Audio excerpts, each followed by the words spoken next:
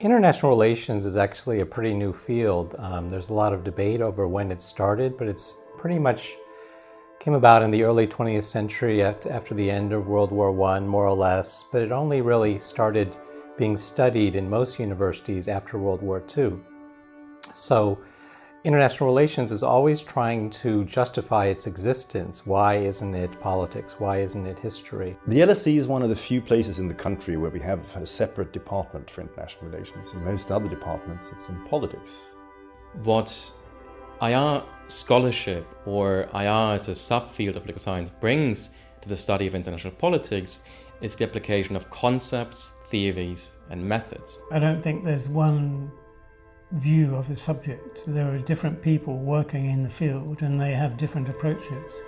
And I think this is a good thing. I think it is good that there is a diversity of approaches, diversity of methods to be used in understanding the world. But what unites them is that we're not talking about solely domestic contexts within a particular territory, but much more on how that territory, be it a state or a region or whatever, links in with other territories, and then more globally with sort of the community, the international community. But as those relations have become more complex, as transnational relations have involved multinational companies, smugglers, refugees, international relations then focuses on everything that is above the state, that flows above the territorial extent of one government's jurisdiction. But also then dynamics and trends and factors which could affect those relationships or which could affect particular states but do not stem from the states themselves.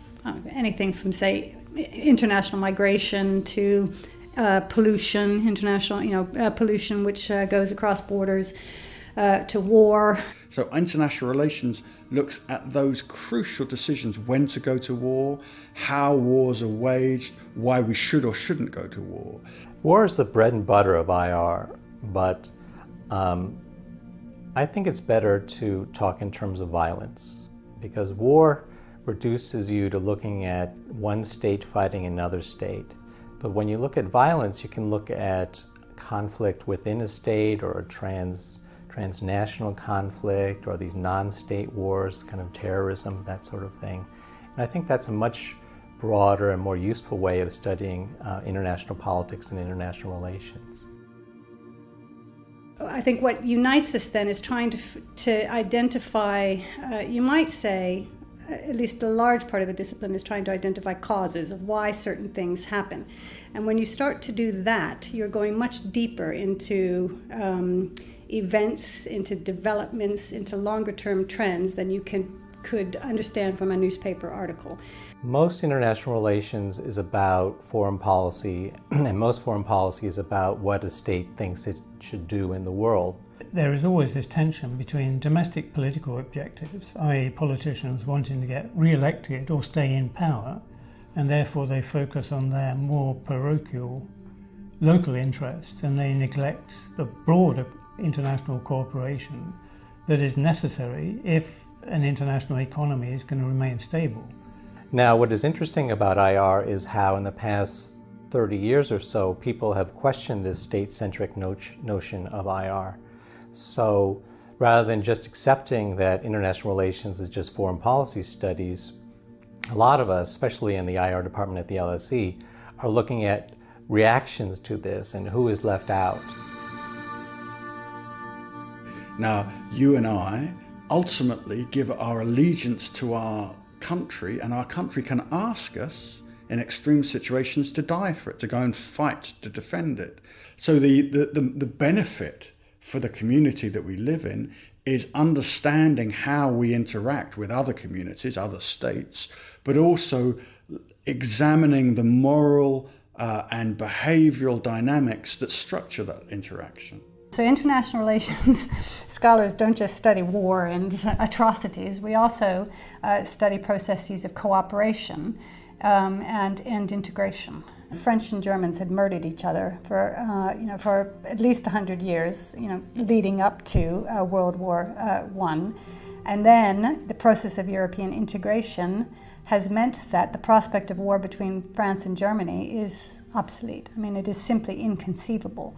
That is phenomenal. I mean, that in and of itself is an extraordinary achievement and accomplishment. There is a tension between thinking about the world as it is and the world as it should be. I think it's impossible to take out all your own sort of normative approaches, etc., and simply make the study of the world a mechanical study. But there is a good case for trying to be very clear about what your own proclivities are when you do the study.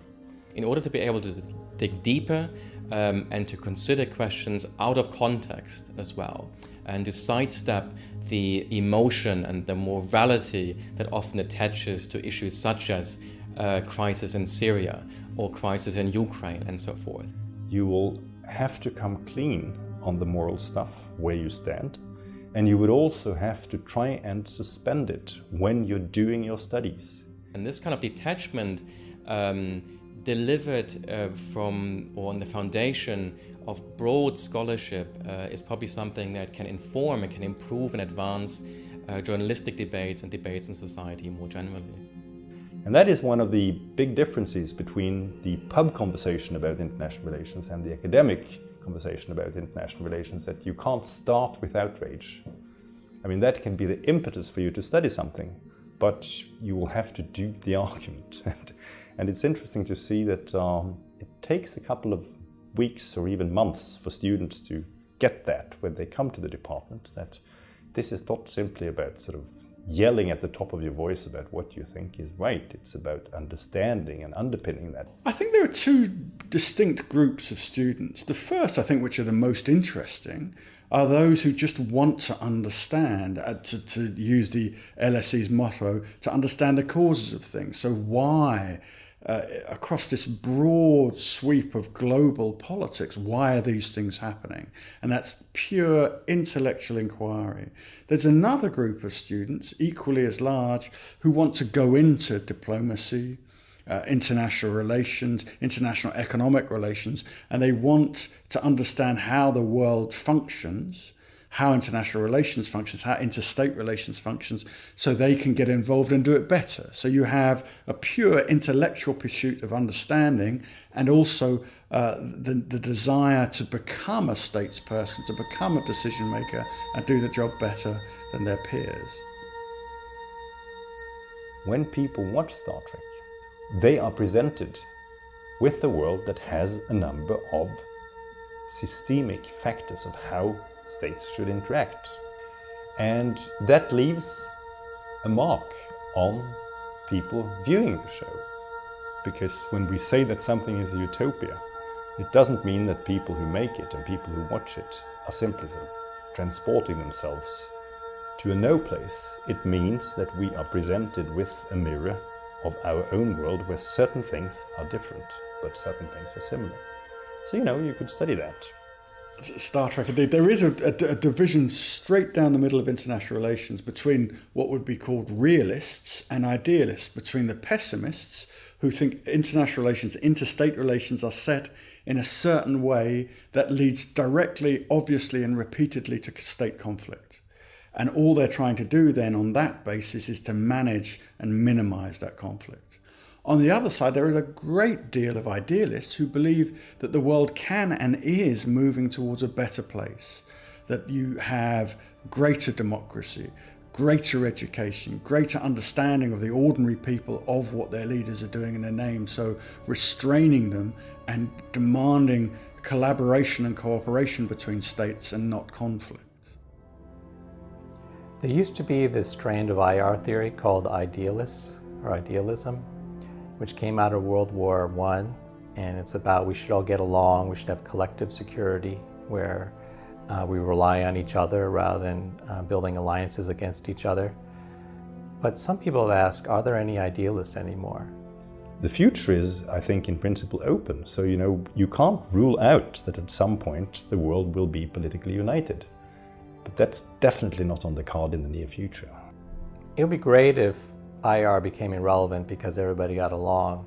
I don't see that happening. So I see difference as one of the main themes coming up in international relations, which means that it's unlikely there's going to be some universal human society.